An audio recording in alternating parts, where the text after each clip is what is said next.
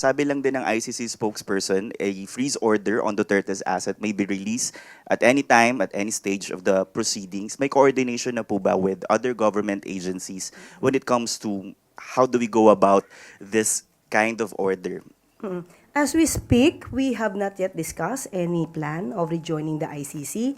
Yung hindi po natin nakausap ang Pangulo, tinanong po natin yan ng personal at siya'y ngumiti lamang at sasabihin ko daw dapat na wala pa talaga na pag-uusapan patungkol doon.